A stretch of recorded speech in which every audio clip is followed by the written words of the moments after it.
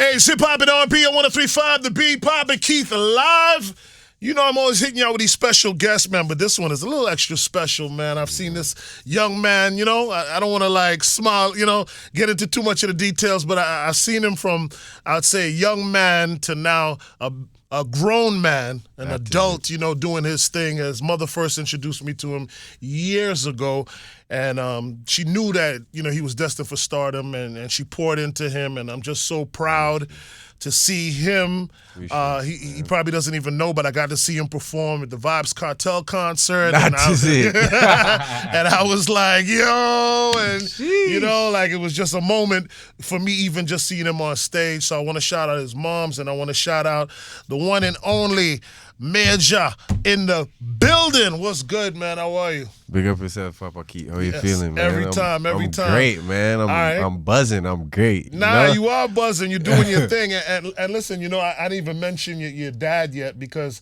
and we will in the conversation because I didn't want to make this interview about that. You feel what I'm saying? Like, appreciate that. You know, we give thanks for our bloodline, and we're going to pay him his homage for sure in this interview. But I want to, you know, just focus in on you and the accomplishments that you've done. Oh, man. You know what I mean? And then give some love to your moms, you know? Yeah, man. What are the greatest, you know? Man. Thank you, mama, for the 9 months you carry me through. That part. That is it. You know what I mean? So the interesting part, right, is that when I seen you perform and you jumped out for the Cartel opportunity, I was kind of shocked that you were singing. Because I figured just, you know, from the point that I had known you till now that maybe, you know, you started doing something different. Right. So it was like, oh, snap, you know what I'm saying? So let's talk about, you know, when you first got started with the music. Oh, man. I mean, as you know, like, I was young, and shout out to my mom for putting so much energy into it from the moment, like, I really was like, yo, this is what I want to do. She literally pushed me in every room. Yeah, she said did. my name in every door, you know?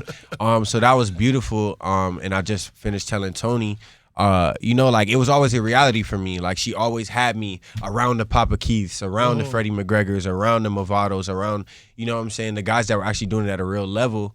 So, you know, from that to buying me real instruments, I was always able to see it in a real space. It was never a dream to me, which is a beautiful blessing for me to have. You know, it started out with the like pop Caribbean influence, and then I started playing guitar, so I got into the Beatles super heavy and led to this whole alternative thing. And, you know, I moved to Atlanta at some point and got into R&B and Marvin Gaye and James Fauntleroy and and then, of course, you know, we circle back to our heritage and where we come from as we get older and we understand, you know what I'm saying, this how the block where we come from. So we have to represent that always, you know. For real. Yeah. So on that note, you are the son of famed, legendary dancehall king, well, one of the kings, you know, clearly there's several. Bounty Killer. The king man, that is it. Yeah, man, you said the right thing. Yeah, man.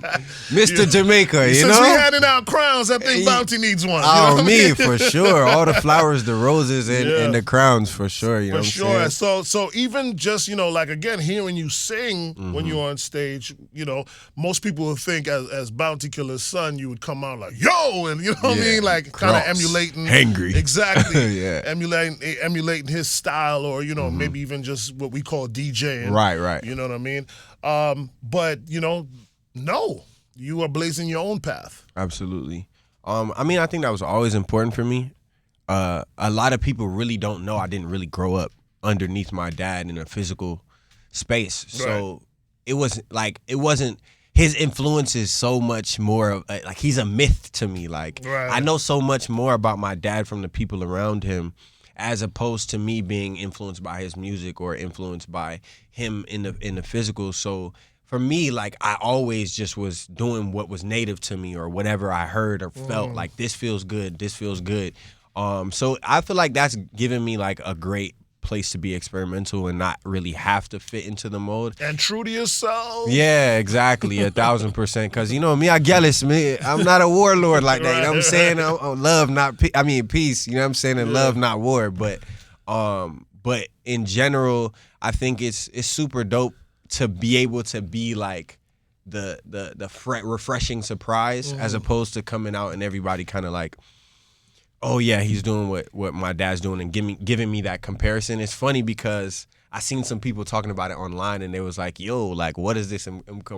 Cause one big bad word upon the man set on him to come out like the heavy warlord. I mean, I say, you know, like that's cool, but I intentionally did that. I wanted to come out singing X's and then give you my dancehall swag because that's me, and I don't want to come out giving people something that they're not gonna get used to. You know what I'm saying? Girls say it all the time. Don't introduce me to a life you can't sustain. So right. You know what I'm saying? That's what I'm giving them. That part. Major Maija. You know, let people understand the play on the name and how you want to present that to them. Well, the name was given to me by Freddie McGregor when I was like 4, and they was writing songs in the backyard, and it was like, you know, singing all these songs in freestyle, and I was like, Uncle Freddie, I could write a song, and so I sat there and for like 4 minutes just freestyled a song, and ever since then they called me Major Maija. Maija is my real name given to me by my mother. It means my God, my Jah. And you know, Major is a moniker given to me by the great legend Freddie McGregor. So you know what I'm saying? It's just, again, true to me. It's something I've had my entire life. You know what I'm saying? And you know, it's just honest. You're wearing a serious badge there, bro. Yeah, I love that for you. sure, Let's get to the music, man. So you've done a lot with the music. I'm not, you know, Neela, your PR, is doing her job, but I never read one sheeters. I never read bios or anything like that, because, you know, especially like how we know each other. So that part just makes sense, you know, to sit and then down. also like when you're talking to the audience, it's like, let's learn together. Yeah, it's kind of always my approach. Absolutely. But you know, she's doing her job. Absolutely. But you know, Shout out Neela. Just going through it, you know, you've worked with many stars. You've written with written with or for Chris Brown. Yeah. You understand? And many other people. Yeah. You know? Can you get into that, how you got into that space? Well, when I was about 13, me, my mom, and my sister moved to LA. And at that point we went from a house on a lake to a 1-bedroom apartment, like figuring it out and getting it together. My mom taught me like, yo, bring your guitar everywhere, like always be an artist. So like, you know, just moving through the industry and just people seeing me and be like, okay, just get an artist. Like, what do? You know what I'm saying? Having conversations with different people, you know, and people hearing what I had to offer and liking what I've done. I've had, you know, a very beautiful and blessed career to be able to have worked with Chris Brown, Usher, Miguel, Ty Dolla $ign. I've worked with J. Cole, like, you know what I'm saying, some of the greats. And so, you know, like, I'm just blessed. That's really all I could say. And at the end of the day, I just continue to put in the work. Like, my ultimate goal is to really become a household name as an artist too. So I think, as much as I do love the writing stuff, it's like I'm never gonna be satisfied until like I'm really standing on my own as an artist. Well, it's that transgression, right? Yeah. So like you start off writing and, you know, for people, and then now you're writing for yourself. Absolutely. You know, your own hit songs, just like the backup singers. Yeah, you know, absolutely. Now it's all a part of the journey. Yeah, you know what I'm it saying? truly is. You know, truly is. So let's talk about the music you have out right now. Yep. So I have Exes was the single I dropped last year, and that like really got a lot of critical acclaim. People was loving that record. It was on radio. And that's led me to, you know what I'm saying, a lot more deeper into my Caribbean roots. You know what I'm saying? That was a sample of a Super Cat and Biggie from back in the day. So, you know, love to them for, you know, clearing that for me. And then this new song is called Gal Code. That's out right now. Make sure y'all go get that, all streaming platforms, you know. And that is just an ode to, you know what I'm saying, being a gallus, a real money player, you know what I'm saying? However you feel about that, you gonna feel about it. But I'm just being honest and letting them know, look, one gal alone can't drain my energy in the dog. Right. That is it. You speaking your truth. Yeah, absolutely. Always honesty, you know what I'm saying? That's the household I grew up under, you know? That's what's up, man. And how are people reacting to the song? People are loving it, and I think it's like my first time, at least from way back in the day when you know, like the young Major, which was giving them a DJ swag a little bit more. But you know what I'm saying, I'm back in that bag now, and I feel like people are like, oh damn, I didn't even know he could do this. Like, you know what I'm saying? Well, that's how you had me. You know, that's how you had me. Oh, man, to be honest with that. you, it was a real emotion and a real thing. Just actually, you know, not knowing you were gonna really, you know, even be on the stage, watching the show, and then seeing you pop out. and like, oh my gosh, look at Yeah, him, you know what I'm man. saying? And then hearing, the songs was like, oh, okay, this is what he on. You know what I'm Man. saying? So I was impressed, and so it caught me that way too, just so you can know like that real reaction. That's so fire for me. Yeah. Like that's really great to hear because we spend a lot of time in our heads as artists, like perfecting it and trying to make sure that people receive it the right way. So I'm happy to know that people. No, do. for sure, man. And listen, talking about those performances, having that opportunity to perform in a sold out arena here, in a place where you Where I'm used to from. live and where Yeah, you're from, you know what I'm exactly. saying? For sure. And then, you're gonna probably have another. Well, you do have another opportunity. Yeah, again. it's on the way right now. Yeah, coming up Barclays. 4th of July weekend. Yep. You know what I'm saying? To actually do the same thing again. Yeah. This time with your dad. Can you talk about how that feels?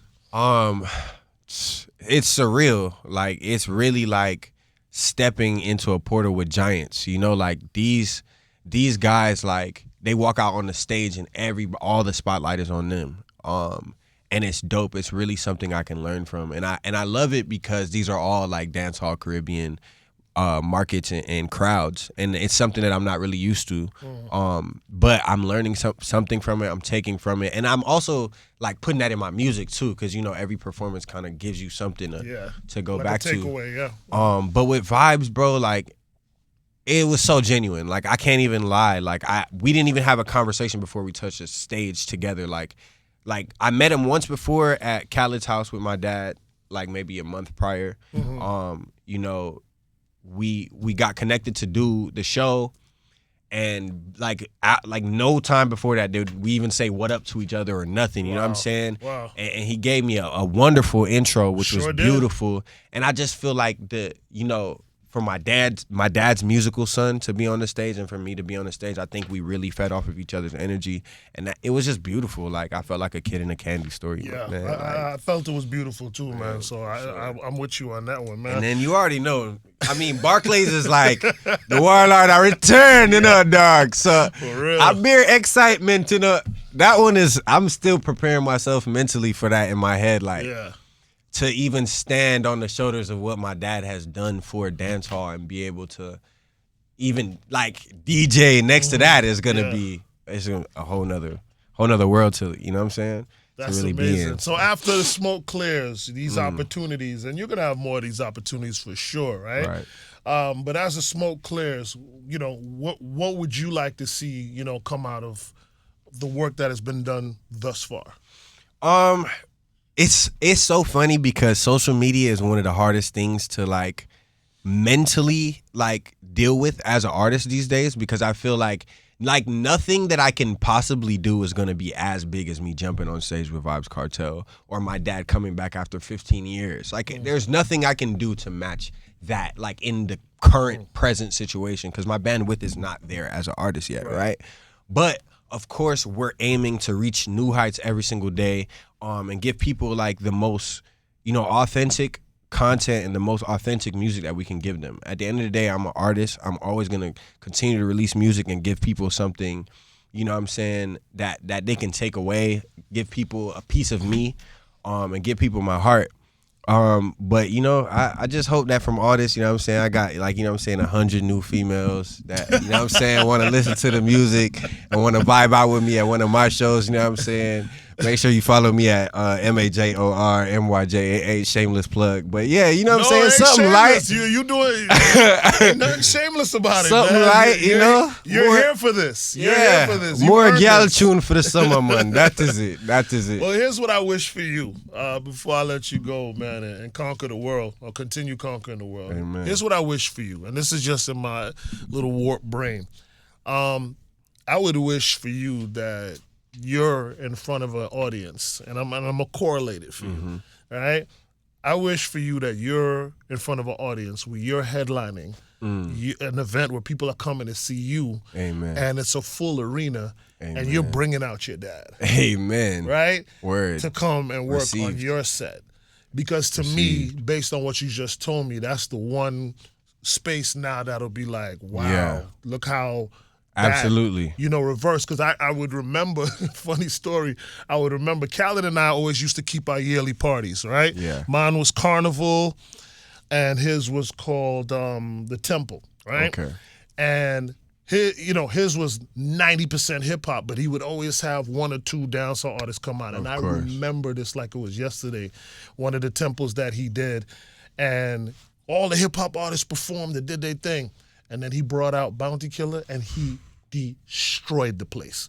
I mean, destroyed it. So to how it transcended, you know what I'm saying? Like, and the energy that, comes with being a dancehall artist, Right. where it was undeniable to even the hip hop crowd. And Bounty Killer in that era is just Forget about it, right? ever gonna clot in that, Right. Forget about Yeah, one. You know what I mean? So, that's what I would wish for you. Man, amen. I Major received My that. Ja in the building, man. Papa So Keith, proud of man. you, man. So glad to see how you just stuck with it, man.